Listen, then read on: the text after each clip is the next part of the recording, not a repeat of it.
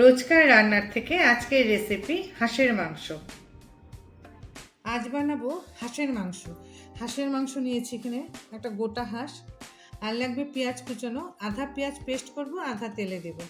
লাগবে আদা আর তেজপাতা আর রসুন, একটা গোটা রসুনও নিয়েছি, কারণ হাঁসের মাংসে না মশলাটা একটু বেশি লাগে।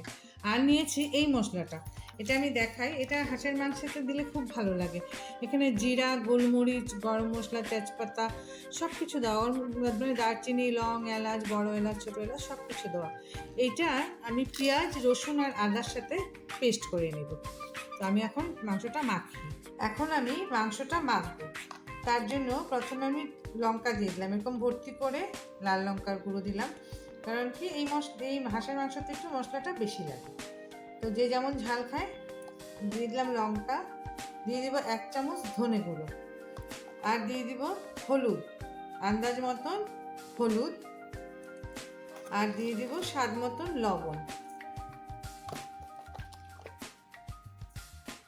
আর দিব সামান্য আধা চামচের মতন মৌরি গুঁড়ো, আর দিয়ে দিব এই পেস্টটা, এই যে আদা, রসুন, পেঁয়াজ, আর ওই যে মশলাটা ছিল গোটা জিরা, এলাচ, তারপরে দারচিনি, লং, গোলমরিচের পেস্টটা।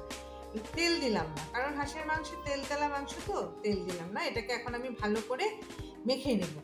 এখন কড়াইটা গরম হয়ে গেছে, আমি তাতে দিয়ে দিব সরষের তেল।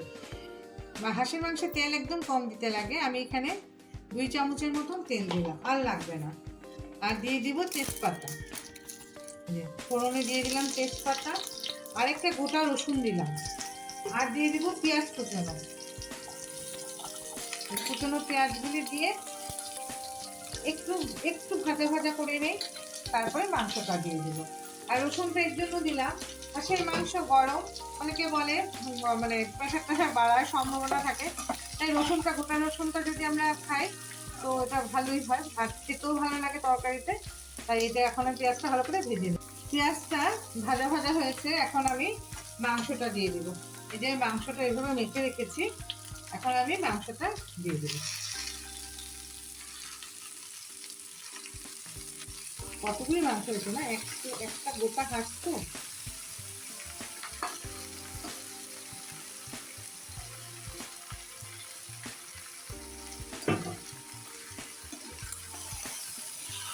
মাংসটা দিয়ে নেড়ে চেড়ে আমি মিডিয়াম আঁচে ঢাকা দিয়ে রেখে দেবো। তাতে কি হবে, মাংসের থেকে জলও বেরোবে, তেলও বেরোবে, তাতে আস্তে আস্তে এটা সিদ্ধ হতে থাকবে। তো আমি এখন এটাকে নেড়ে চেড়ে একটু ঢাকা দিয়ে মিডিয়াম আঁচে ঢাকা দিয়ে রেখে দিই। মাঝখানে একটু নাড়া দিয়ে দিতে হয়। এবার দেখো মাংসটা কত নামলো কমলো, আর এই যে তেলও ছাড়ছে। তো এরকম মাঝখানে একটু নাড়া দিয়ে দিব। নাড়া দিয়ে ভালো করে ঢাকা দিয়ে এটাকে কষাতে লাগে। আর তারপর গরম জল দিয়ে সিদ্ধ দিতে হয় ভালো করে। মাঝখানে কত তেল ছেড়ে দিচ্ছে, এবার মাঝখানে একবার ঢাকনা তুলে নেড়ে দিতে লাগে 2-3 মিনিট পর। ঢাকনা খুলে দেখি, বাপরে কত তেল বেরিয়েছে দেখো। মাংসটা সাতলানো হয়ে গেছে, কিন্তু এই তেলটা থাকবেই, এটা তো শুকাবে না।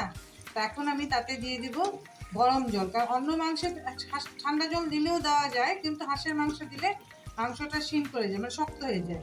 তা এখন আমি তাতে দিয়ে দিব আলু আর গরম জলটা। ও দিয়ে আমি এই যে মশলা মেখেছিলাম যে গামলাটা, ওই গামলার মধ্যেই গরম জল করেছি। এতটা ঝোল দিলেই হবে, মানে আন্দাজ মতন যে যেমন খায়। আর এই যে আলু 4 টুকরা দিয়ে দিলাম, আলু দিলেও হয়, না দিলেও হয়। এটা যখন হবে না, গরম ভাতে লেবু দিয়ে হাঁসের মাংস ঠান্ডার দিনে, ও রুটি দিয়েই খাই, ভাত পোলাও দিয়েই খাই, এত ভালো লাগে। আমি তো হাঁসের মাংস খেতে ভীষণই ভালোবাসি। তো এটা এখন আমি মিডিয়াম টু লো ফ্লেমে মোটামুটি ধরো 15-20 মিনিট হতে দিব, কারণ মাংসটা ভালো করে সিদ্ধ হতে লাগবে। ঢাকনাটা খুলে দেখি, বাহ, আধা ঘন্টা আমি মিডিয়াম টু লো ফ্লেমে মাংসটাকে সিদ্ধ হতে দিয়েছি। এখন মাংসটা ভালো করে সিদ্ধ হয়েছে, দেখো কত তেল বেরিয়েছে। তো আমাদের মাংসটা হয়ে গেছে। এখন আমি তাতে আধা চামচ শাহি গরম মশলা দিয়ে গ্যাসটা অফ করে দিলাম। এই আমাদের হয়ে গেল হাঁসের মাংস, টেস্টি টেস্টি। লেবু দিয়ে গরম ভাতে যা খাবো না ঠান্ডার দিনে একটা হাঁসের মাংস, তো আমাদের কমপ্লিট হাঁসের মাংস।